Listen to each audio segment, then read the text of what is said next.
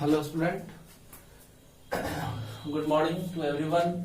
हम लोग पढ़ रहे हैं हाउ डू ऑर्गेनिज्म रिप्रोड्यूस, है ना। क्लास 10 के लिए how do organism reproduce chapter को पढ़ रहे हैं। पिछले वीडियो में हम लोगों ने देखा सेक्सुअल मोड ऑफ रिप्रोडक्शन के बारे में। अगर इसको सब्सक्राइब आप लोगों ने नहीं किया है, चैनल को सब्सक्राइब करेंगे जिससे कि आपको वीडियो लगातार मिलता रहेगा, है ना।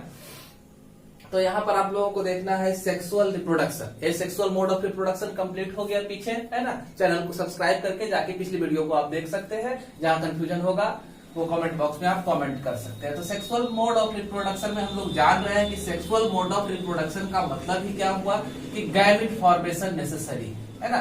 क्या है? गैमेट फॉर्मेशन जो है इसके लिए नेसेसरी है और सिंगल पेरेंट से कुछ नहीं होने वाला है ना।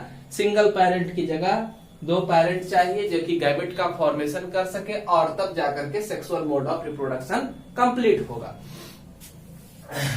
तो आखिर क्वेश्चन उठता है कि क्यों सेक्सुअल मोड ऑफ रिप्रोडक्शन, क्यों ये सेक्सुअल मोड ऑफ रिप्रोडक्शन से काम नहीं चल रहा था, है ना। जो सेक्सुअल मोड ऑफ रिप्रोडक्शन चाहिए हम लोगों को, या फिर देखते हैं कि हायर ऑर्गेनिज्म में सेक्सुअल मोड ऑफ रिप्रोडक्शन ही होता है। इसके पीछे वजह है कि सेक्सुअल मोड ऑफ रिप्रोडक्शन जो है वो क्या देखे कि गैमेट फॉर्मेशन से बनता है ना। गैमेट में क्या होता है? दो यन आते हैं। दो ऑर्गेनिज्म से, मेल और फीमेल से क्या होते हैं? दो यन आते हैं, है ना। मेल और फीमेल से डबल यन आते हैं और ये हैप्लॉइड नेचर के हैं। और ये हैप्लॉइड जब मिलते हैं तो मिलने के बाद 2n का फॉर्मेशन होता है। तो सेम ऑर्गेनिज्म के फॉर्मेशन के लिए दो अलग अलग ऑर्गेनिज्म से कैरेक्टरिस्टिक आते हैं, है ना। तो दो अलग अलग ऑर्गेनिज्म से जब कैरेक्टरिस्टिक आएंगे वो मैच करेंगे तो एक न्यू कैरेक्टरिस्टिक का फॉर्मेशन करेंगे। यानी कि ऑर्गेनिज्म में क्या आता है? वेरिएशन आता है, डिफरेंस आता है, चेंज आता है ना। जब इनका रिकम्बिनेशन होता है तो रिकम्बिनेशन के वजह से ऑर्गेनिज्म के अंदर क्या होता है? वेरिएशन आता है, डिफरेंस आता है, ठीक है। अब ये वेरिएशन क्यों जरूरी है? तो वेरिएशन जो है वो ऑर्गेनिज्म को बेहतर एडेप्टेबिलिटी प्रोवाइड करता है ना। वो जिस जगह पर रह रहा है उस और इन्वायरमेंट में रहने के लिए एडेप्टेबिलिटी प्रोवाइड करता है। वो अपने आप को क्या कर सकते हैं? मॉडिफाई करते हैं और उस जगह पर वो बेहतर तरीके से रह पाते हैं। कुछ न कुछ उनमें वेरिएशन आता है और इस वजह से लगातार वेरिएशन आते जाता है और ढेर सारा वेरिएशन जो है वो क्या हो जाता है? एक्यूमुलेट होता है। वेरिएशन के एक्यूमुलेट होने के बाद ही क्रिएट क्या होता है? स्पेसिएशन होता है, एक नए स्पीसीज का फॉर्मेशन होता है ना। तो कह सकते हैं कि सेक्सुअल मोड ऑफ रिप्रोडक्शन हमारे अर्थ पर जो डिफरेंट तरह के स्पीसीज पाए जाते हैं, इस स्पीसीज के फॉर्मेशन के लिए काफी कारगर सिद्ध हुआ सेक्सुअल मोड ऑफ रिप्रोडक्शन, ठीक है। तो हम लोगों को यहाँ पढ़ना है sexual mode of reproduction flowering plant, है ना। फ्लावरिंग प्लांट के अंदर सेक्सुअल मोड ऑफ रिप्रोडक्शन को देखना है, ठीक है। इसके लिए हम लोग एक चुनते हैं बाइसेक्सुअल फ्लावर को, जिसमें मेल और फीमेल दोनों रिप्रोडक्टिव ऑर्गन मौजूद हैं। और उस रिप्रोडक्टिव ऑर्गन के स्ट्रक्चर को पहले देखते हैं कि कैसे उसे ड्रॉ करेंगे। ड्रॉ करने के लिए मेरे हाथ को देखते जाए ध्यान से, है ना। एक नॉर्मल डायग्राम ड्रॉ करना है जिसमें कि इस प्लांट के फ्लावर के सारे पार्ट्स जो है वो हमको दिखाई दें और हम उसे शो कर सके। तो ये देखें, डायग्राम कोई कठिन तो है नहीं। इस तरह से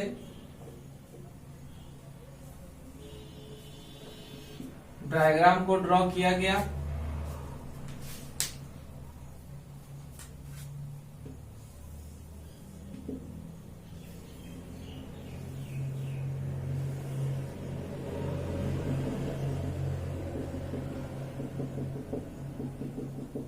ठीक है। तो अब देखते हैं, इसको लेबल करते हैं कि इस फ्लावर के अंदर कितने सारे पार्ट है। तो सबसे पहला पार्ट जो है ये कहलाता है पेडिसल, है ना। फ्लावर का ये पार्ट जो है वो क्या कहलाएगा? पेडिसल कहलाएगा। ये वाला ग्रीन वाला पार्ट जो है हमारा, उसे क्या कहते हैं? उसे कैलिक्स कहते हैं। वो क्या कहलाता है? ग्रीन वाला पार्ट को कैलिक्स कहते हैं। है ना, और रंगीन वाले पार्ट को कोरोला कहते हैं। रंगीन वाले पार्ट को कोरोला कहा जाएगा। इसमें से ढेर सारे यूनिट्स हैं, इसमें से सिंगल यूनिट को सेपल्स कहा जाता है ना, और इसमें से एक यूनिट को पेटल कहा जाता है, इसके सिंगल यूनिट को। कभी कभी क्या होता है कि फ्लावर में रंगीन पार्ट और ग्रीन पार्ट अनडिफरेंशिएटेड होते हैं, मतलब पता ही नहीं चलता रंगीन वाला है या हरा वाला है ना, तो उस तरह के पार्ट को टेपल्स कहा जाता है। अब देखें कि इसके ये जो दोनों पार्ट है, ये पेडिसल है, और ये दोनों जो पार्ट है ये फ्लावर के एसेसरी पार्ट कहलाते हैं। इसे क्या कहते हैं? एसेसरी पार्ट कहा जाता है। प्लांट के फ्लावर को बर्ड स्टेज में, है ना, प्रोटेक्ट करने का काम करता है और रिप्रोडक्शन में हेल्प करने का काम करता है। कैसे, ये हम देखते हैं। रंगीन वाला पार्ट जो है वो अट्रैक्टिव होता है और कलरफुल होता है, और क्या है, नेक्टर से भरा हुआ होता है, इंसेक्ट अट्रैक्ट होते हैं, वो पॉलिनेशन में हेल्प करने का काम करते हैं। अब देखें इसके रिप्रोडक्टिव पार्ट को, तो ये जो है वो कहलाता है एंड्रोसियम, है ना। इस पार्ट को एंड्रोसियम कहते हैं। मेल पार्ट है एंड्रोसियम, और ये वाला जो है फीमेल पार्ट है, इसको गायनेशियम कहा जाता है ना। इसे क्या कहते हैं? गायनेशियम कहते हैं। इसे स्टामेन भी कहा जाता है और इसे फिस्टिल भी कहा जाता है।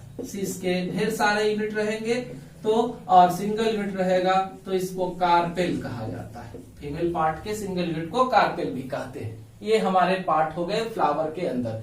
तो एंड्रोसियम और गायनेशियम जो है फ्लावर का रिप्रोडक्टिव पार्ट है, और कोरोला और कैलिक्स जो है वो नॉन रिप्रोडक्टिव पार्ट है।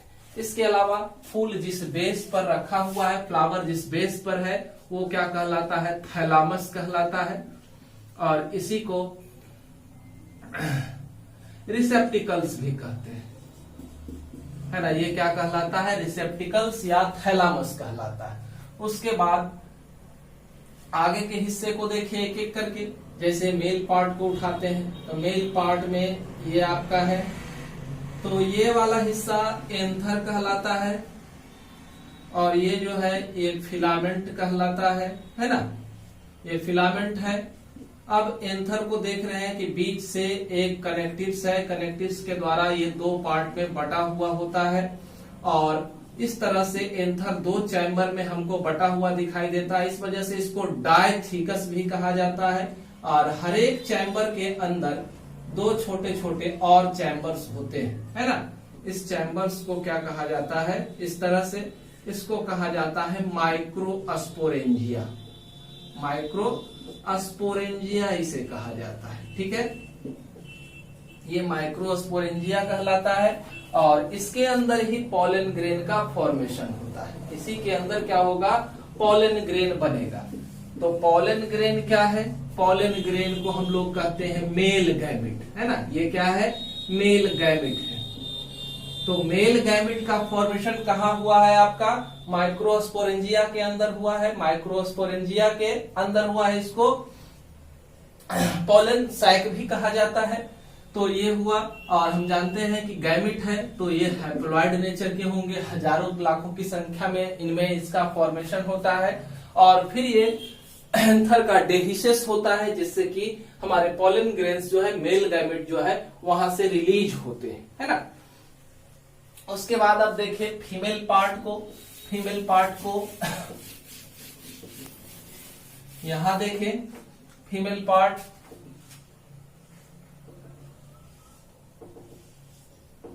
ये वाला हिस्सा आपका है ना। ये जो है ये स्टिग्मा कहलाता है, स्टिग्मा। ये वाला हिस्सा स्टाइल कहलाता है ना। और ये जो हिस्सा है इसे ओवरी कहते हैं, ठीक है। अब ये वाला हिस्सा में यहाँ पर ढेर सारे छोटे छोटे, एक या एक से ज्यादा की संख्या में, है ना, स्ट्रक्चर मौजूद होते हैं, जिसे ओव्यूल कहते हैं। ये जो है गैमिट है ना, फीमेल गैमिट है, ओव्यूल।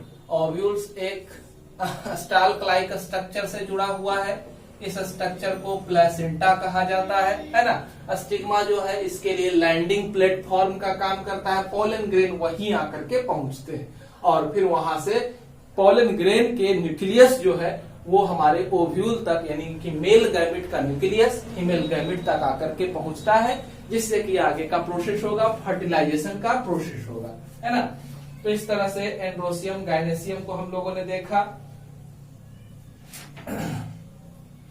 उसके बाद कुछ टर्म है जिसे जानना जरूरी है, जैसे कि अगर फ्लावर के अंदर मेल और फीमेल दोनों पार्ट मौजूद रहते हैं, है ना, तो उस कंडीशन में फ्लावर को क्या कहा जाता है, बायसेक्सुअल कहा जाता है ना। फ्लावर को क्या कहते हैं, बायसेक्सुअल कहते हैं। एक वर्ड है यूनिसेक्सुअल। यूनिसेक्सुअल में क्या है कि फ्लावर के अंदर आइदर मेल हो आइदर फीमेल हो, क्या प्रेजेंट हो, आइदर मेल पार्ट प्रेजेंट हो या फिर फीमेल, तो उस तरह के फ्लावर को यूनिसेक्सुअल कहा जाता है ना। और प्लांट में अगर क्या हो, दोनों सेक्स, बायसेक्सुअल कंडीशन के लिए एक और वर्ड यूज होता है, बायसेक्सुअल के लिए मोनोसियस वर्ड यूज होता है ना। मोनोसियस वर्ड होता है और यूनिसेक्सुअल के लिए, है ना, डायोसियस वर्ड यूज होता है।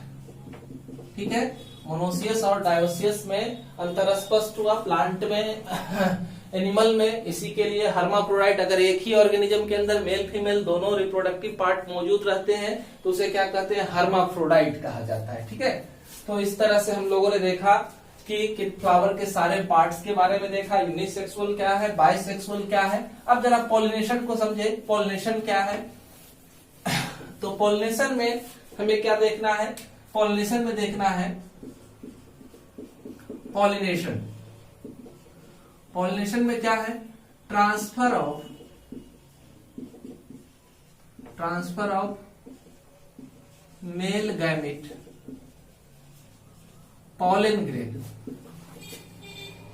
pollen grain to the female reproductive part, stigma is called pollination। तो सिर्फ मेल गैमेट का फीमेल गैमेट तक पहुंचना ही क्या होता है, पॉलिनेशन कहलाता है ना। जैसे ये आपका फीमेल पार्ट था और ये मेल पार्ट था, यहाँ से पॉलन ग्रेन बनने के बाद ये यहाँ से यहाँ ट्रांसफर हुआ, तो इस ट्रांसफर के प्रोसेस को ही सिर्फ क्या कहा जाता है, पॉलिनेशन कहा जाता है ना। तो ये जो पॉलिनेशन है वो कई तरह का हो सकता है। अभी हम लोगों को दो देखना है, सेल्फ पॉलिनेशन और क्रॉस पॉलिनेशन। तो अगर हमारे पास एक प्लांट है, प्लांट में ये फ्लावर है और इसी फ्लावर का पॉलन ग्रेन इसी फ्लावर पर पहुंच जाता है ना, तो ये क्या कहलाता है, सेल्फ पॉलिनेशन कहलाता है। क्रॉस पॉलिनेशन में क्या है कि एक फ्लावर, इसी जाति का एक प्लांट यहाँ है और दूसरा प्लांट यहाँ है, तो इसका पॉलन ग्रेन दूसरे प्लांट पर अगर पहुंचता है तो ये क्या कहलाता है, क्रॉस पॉलिनेशन कहलाता है। ठीक है, ये सेल्फ पॉलिनेशन और क्रॉस पॉलिनेशन हुआ। अब सेल्फ पॉलिनेशन तो खुद ब खुद हो सकता है ना, लेकिन क्रॉस पॉलिनेशन के लिए हर हालत में क्या होना चाहिए, कोई ना कोई एजेंट होना चाहिए जो कि मेल गैमेट पॉलन ग्रेन को ट्रांसफर करके फीमेल रिप्रोडक्टिव पार्ट तक पहुंचाए, है ना। तो इसके लिए agent of pollination, agent of pollination, pollination के एजेंट कौन कौन है, तो इसका तो सबसे पहला तो आपका एयर दिख रहा है, हवा के द्वारा, है ना, पॉलिनेशन प्रोसेस कंप्लीट होगा। कुछ एक्वेटिक प्लांट है तो वहां पर वाटर के द्वारा होगा, इसके द्वारा बाद एनिमल के द्वारा, है ना, इंसेक्ट के द्वारा बहुत सारे बर्ड्स जो है ना, वो भी कराते हैं पॉलिनेशन एयर के द्वारा, एनिमोफिली, है ना, हाइड्रोफिली एनिमल इंसेक्ट के द्वारा, उसके अलावा ऑर्निथोफिली बर्ड के द्वारा, है ना। इस तरह से बहुत सारा टर्म यूज किया जाता है ना, पॉलिनेशन को समझाने के लिए। तो ये हम लोग देखें कि पॉलिनेशन कैसे कैसे कंप्लीट होगा। ठीक है, पॉलिनेशन के बाद का प्रोसेस जो है वो फर्टिलाइजेशन होता है ना। तो फर्टिलाइजेशन के लिए क्या है, तो फर्टिलाइजेशन को समझने के लिए सबसे पहले हम लोग एक ओव्यूल का स्ट्रक्चर देखते हैं। ठीक है, एक ओव्यूल का स्ट्रक्चर देखते हैं कि एक डेवलप ओव्यूल्स जो है वो किस तरह का हो सकता है। डेवलप ओव्यूल्स जो है वो किस तरह का रहेगा।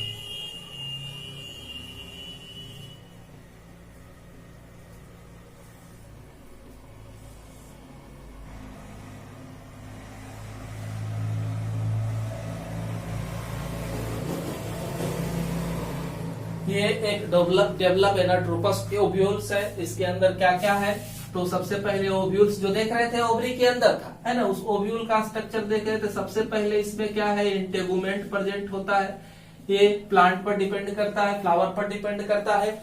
एक ओव्यूल, एक इंटेगुमेंट या दो इंटेगुमेंट हो सकते हैं। उसके बाद का हिस्सा जो है वो न्यूसेलस कहलाता है ना, न्यूसेलस न्यूक्लियस नहीं, न्यूसेलस। और उसके बाद का हिस्सा जो है वो क्या है, तो एम्ब्रियो सैक कहलाता है ना। ये क्या कहलाता है, एम्ब्रियो सैक कहलाता है। ठीक है, तो ये सारे पार्ट्स है। ये हाइलम है, फ्यूनिकल है, ये वाला हिस्सा हाइलम है। और ये जो ओपनिंग वाला हिस्सा है उसको कहा जाता है माइक्रोपाइलर एंड। और दूसरा हिस्सा, निचला हिस्सा जो है चाइलेजल एंड कहलाता है। ओपनिंग वाला का अपोजिट जो है चाइलेजल कहलाएगा। जहां से हाइलम स्टार्ट है, हाइलम के स्टार्ट वाले पोजीशन को micropylar end, micropylar pole, chalazal end, chalazal pole का नाम दिया जाता है इस तरह से। ठीक है, तो ये एनाट्रोपस ओव्यूल का डायग्राम हम लोगों ने देखा। इसके बाद एक ओव्यूल्स को देखेंगे कि एक ओव्यूल्स के अंदर क्या कुछ स्ट्रक्चर रह सकता है। ये वाला जो हमारा ओव्यूल्स है ना, एम्ब्रियो सैक है। एक डेवलप एम्ब्रियो सैक या फीमेल गैमेटोफाइट कैसा होता है इसको हम लोग देखते हैं, है ना। तो ये डेवलप एम्ब्रियो सैक कैसा होगा, इसका डायग्राम देखें।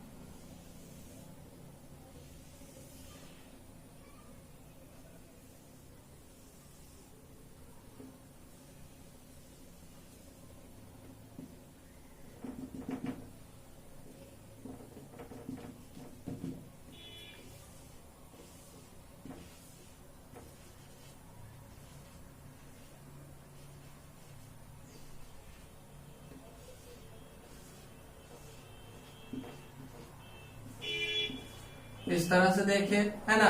तो ये एक डेवलप्ड फीमेल गैमेटोफाइट है जो कि आगे चल करके अब यह एबल है कि यह मेल पोलन ग्रेन के न्यूक्लियस को एक्सेप्ट कर सकता है ना। तो यहाँ पर के स्ट्रक्चर्स को देखेंगे तो ये वाला जो सेल है इसको कहा जाता है सिनर्जिड सेल, है ना। ये सेल क्या कहलाता है, सिनर्जिड सेल्स कहलाता है, ये दोनों। और ये वाला जो है वो एग सेल कहलाता है। इसको क्या कहते हैं, एग सेल कहते हैं। ये दोनों पोलर न्यूक्लियाई कहलाता है।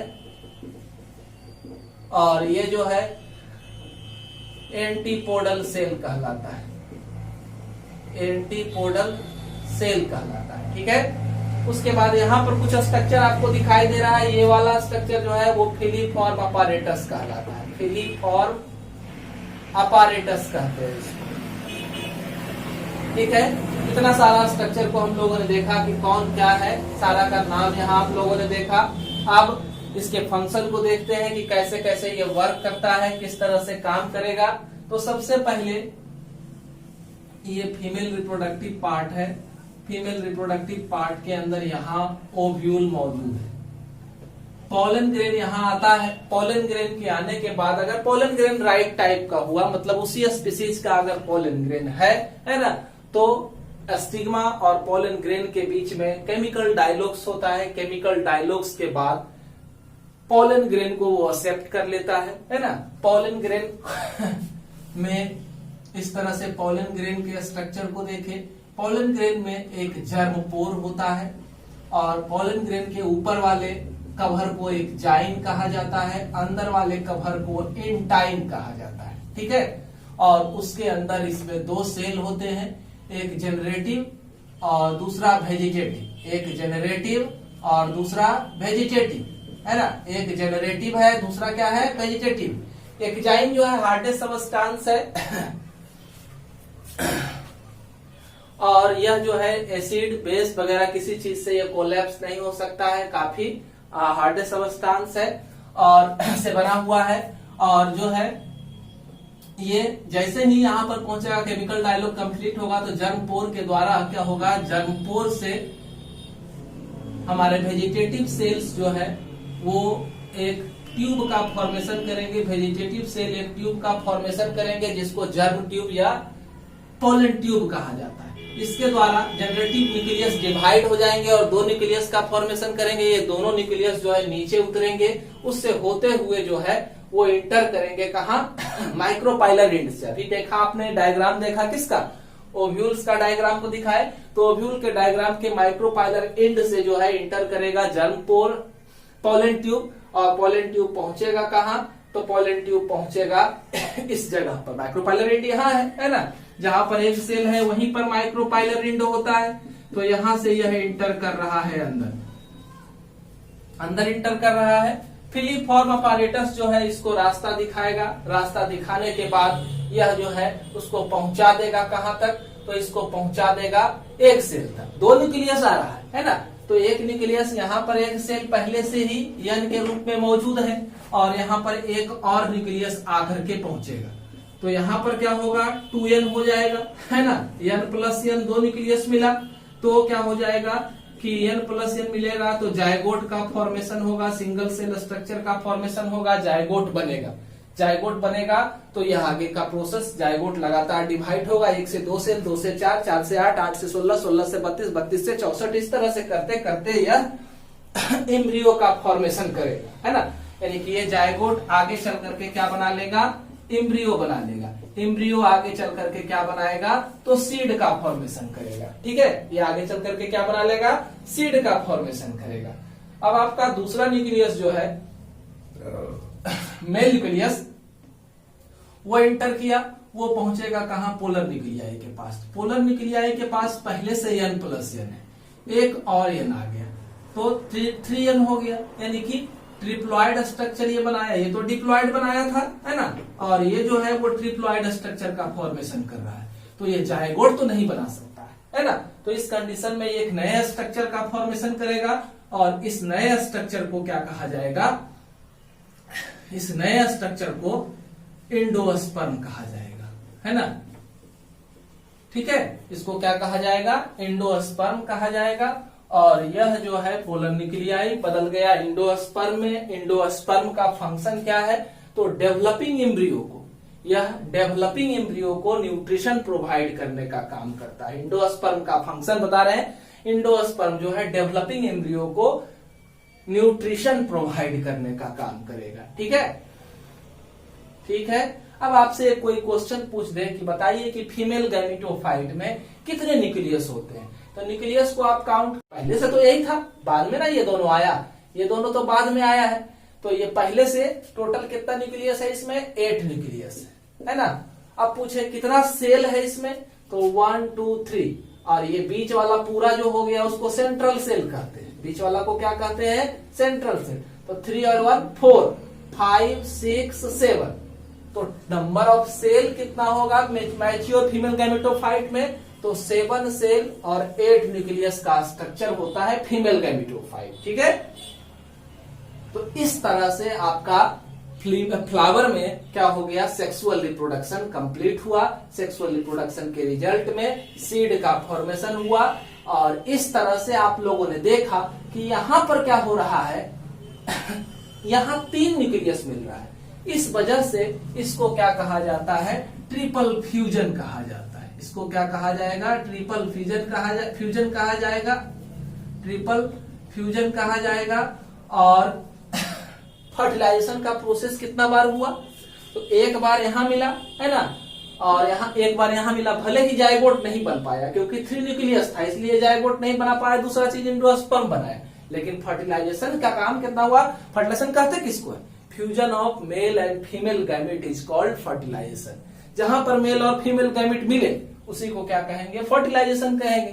तो यहाँ भी फर्टिलाइजेशन हो रहा था, यहाँ भी fusion mail and female gamete का हो रहा था, यहाँ भी मेल एंड फीमेल गैमेट का फ्यूजन हो रहा था। तो 2 बार फर्टिलाइजेशन का काम हुआ। इसलिए इस पूरे प्रोसेस को डबल फर्टिलाइजेशन कहा जाता है। इस पूरे प्रोसेस को क्या कहेंगे? Double fertilisation. 2 क्वेश्चन निकल के आया, एक ट्रिपल फ्यूजन और दूसरा क्या? Double fertilization. इसको आप देखेंगे, है ना, ध्यान से समझने का प्रयास करेंगे। कहीं कंफ्यूजन होगा कमेंट बॉक्स में कमेंट करेंगे, सुधार करेंगे हम उस पर। उसके अलावा चैनल को सब्सक्राइब करें हमसे जुड़े रहने के लिए। धन्यवाद।